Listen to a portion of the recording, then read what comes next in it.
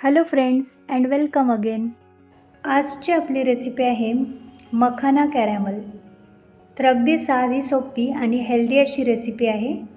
चला तर मग सुरुवात करूया. गॅसवर कढई तापून घेतलेली आहे. त्यामध्ये 1 टेबलस्पून तूप तसेच 2 बाउल मखाना घालून रोस्ट करून घेऊया.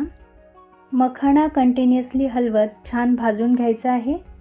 अगदी 2-3 मिनिटांमध्ये हा छान भाजला जातो. येथे पाहू शकता क्रंची असा मखाना आपला भाजला गेलेला आहे.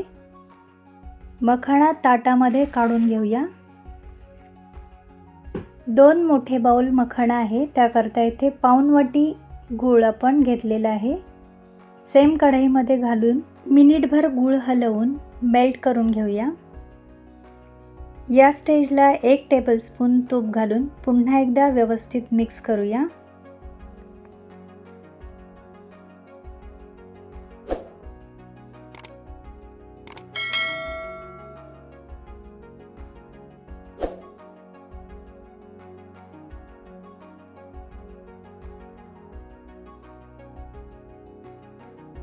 अगदी दुसऱ्या मिनिटाला अशा प्रकारे गुळाच्या पाकाला फेस आलेला दिसेल आणि या स्टेजला रोस्ट करून घेतलेला मखाना ॲड करूया.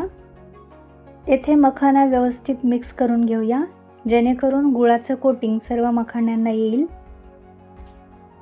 येथे मी 1-1.5 टेबलस्पून तीळ ॲड केलेले आहेत आणि अगदी पाऊण चमचा इलायची पावडर घालून पुन्हा एकदा मिक्स करून घेऊया. गॅसची फ्लेम बंद करूया. सर्व मखाणे एका मोठ्या ताटामध्ये काढून घेऊया. व्यवस्थित पसरवून घेऊया, जेणेकरून हे थंड होतील. त्याचबरोबर सहज वेगळे करता येतील. येथे पाहू शकता आपले मखाना तयार झालेले आहेत. सेपरेट करून घेऊया.